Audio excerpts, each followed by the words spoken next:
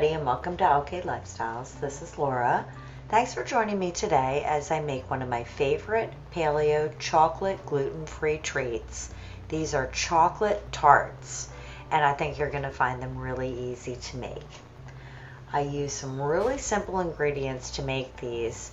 The crust is actually just made out of some dates, almonds, and a little bit of maple syrup and a little bit of coconut oil. And the filling is made from soaking some cashews and mixing it with some melted chocolate and some maple syrup and a couple of other ingredients. The first thing that we're going to do to get started is take about 1 cup of cashew pieces, and we're going to pour some boiling water over them. It doesn't have to be boiling, actually. I just use some really hot water, and we're going to soak them for about 10 to 15 minutes.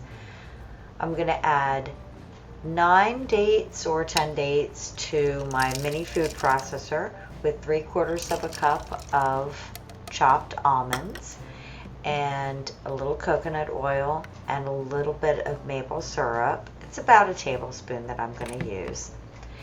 And I'm going to pulse this until it becomes kind of a sticky, slightly crumbly crust.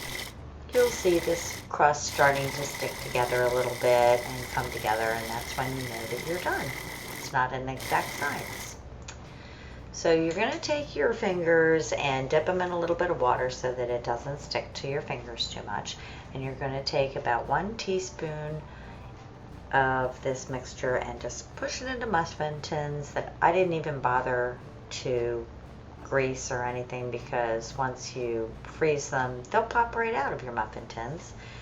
And I got 8 out of this recipe, and there's a little indentation in there. I'm going to stick them in the freezer for 20 minutes approximately, and while they are freezing, I'm going to melt a little bit of chocolate, and that is only about 1/4 cup of chocolate pieces with about a teaspoon of coconut oil. If you use too much coconut oil, it tends to get a little hard. And I'm going to mix into my drained cashews some cocoa powder, about 2 teaspoons of salt, and a little bit of vanilla, about a capful, maybe a teaspoon if you want to be precise. And you can add 1 tablespoon of maple syrup at this point. And we're going to mix the melted chocolate into the food processor, and I'm going to scrape it so that there's more in there. And once you pulse this, you're going to find that it comes together perfectly as a little paste, and it only takes about 30 seconds. Scrape down the sides maybe once, and this will be the filling for your tarts.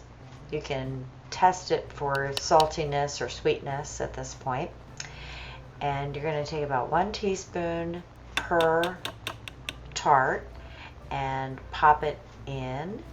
And this is also a point where if you wanted to add a little bit of extra flavoring, like say you wanted to put a strawberry on top, or if you want to put a drip of peppermint in there, you could make these like mint chocolate.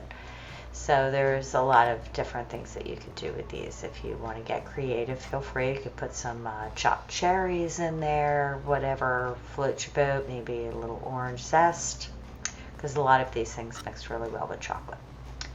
So once these are done, you can freeze them for about another 20 minutes, and then they will pop right out of the muffin tin. I want to thank you for watching this video, and if you like this video, you can subscribe to LK Lifestyles, and please leave a comment. I take requests if there's any paleo, grain-free, or gluten-free things that you're looking for. Have a great day. Thanks for watching.